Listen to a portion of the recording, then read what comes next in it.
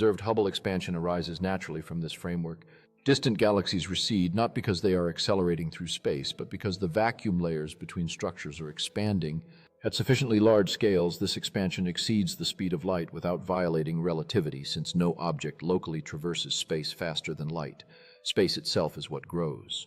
In this model, the so-called Hubble anomaly reflects the intrinsic pressure of vacuum layer formation rather than an unknown force. Expansion is driven by vacuum decay gradients and geometric tension within the space field, not by conventional energy transfer. Gravity, structure formation, and cosmic acceleration all emerge from how matter interacts with this expanding layered vacuum geometry. Cosmological expansion is therefore a geometric and vacuum-driven phenomenon rooted in the universe's origin from decaying vacuum debris and sustained by continuous space field growth. This perspective unifies dark energy expansion and large-scale structure. The observed Hubble expansion arises naturally from this framework. Distant galaxies recede not because they are accelerating through space, but because the vacuum layers between structures are expanding.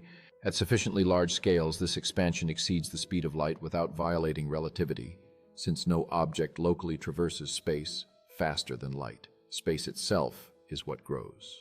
In this model, the so-called Hubble anomaly reflects the intrinsic pressure of vacuum layer formation rather than an unknown force.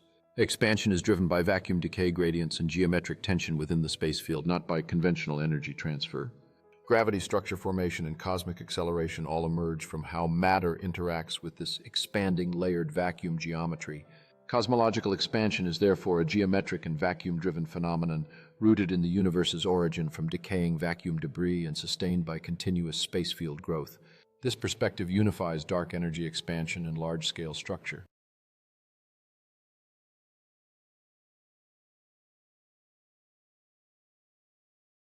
Einstein's mistake, or limit, was assuming mass energy and mechanical energy that these two are permanently locked together. He believed that as you add mechanical energy, speed, it automatically converts into matter energy, mass. To reach the stars, we stop trying to increase the E in EREMC2. Instead, we isolate the matter energy, the taxable energy, appling the mechanical energy, the pursuit energy. This turns the ship into a mechanical bullet traveling through a static void. You don't need infinite energy to go faster.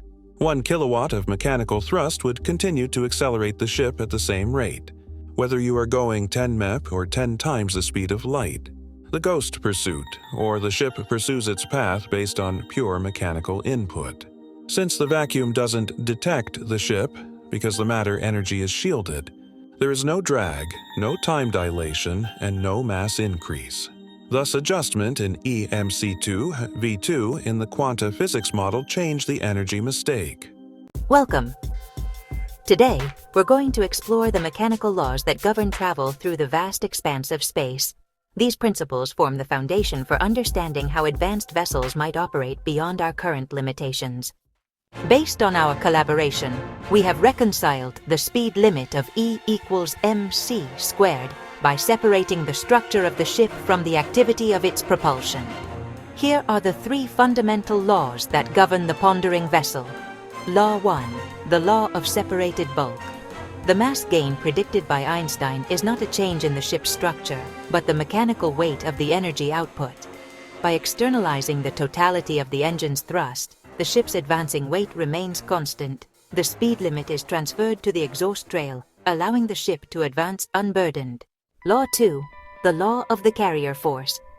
Once the ship's deck reaches the engagement acceleration, it latches into the Hubble flow, which is the 43 miles per second per megaparsec expanse. At this point, mechanical acceleration is no longer required. The ship becomes a passenger of the repulsive space field, moving through the Casimir grid without internal friction. Law 3, the law of thermal quiet. Movement is achieved through cooling, not heating.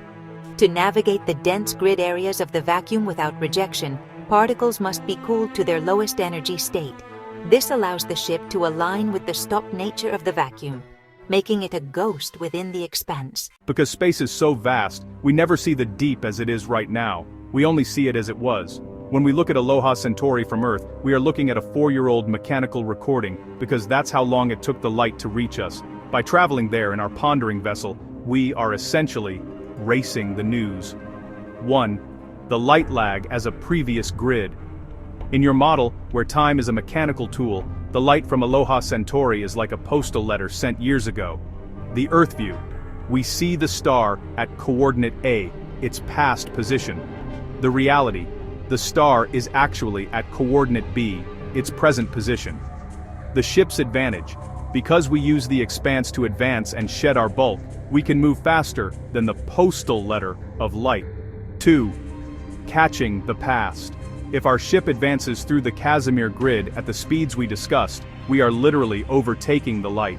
Halfway through the journey, we would fly past the light beams that left Aloha Centauri 2 years ago. As we get closer, we catch up to the present. By the time we arrive, we have traveled through time in a mechanical sense. We have moved from seeing the star's 4-year-old past to standing in its immediate present. 3. The reverse view. If we look back at Earth from our destination, we would see Earth as it was 4 years before we arrived. We would see the deck of our ship being built. This confirms your logic. Space and time are the same mechanical illusion. Distance is just time lag. By closing the distance faster than light, you are mechanically manipulating the history you can see. Settings.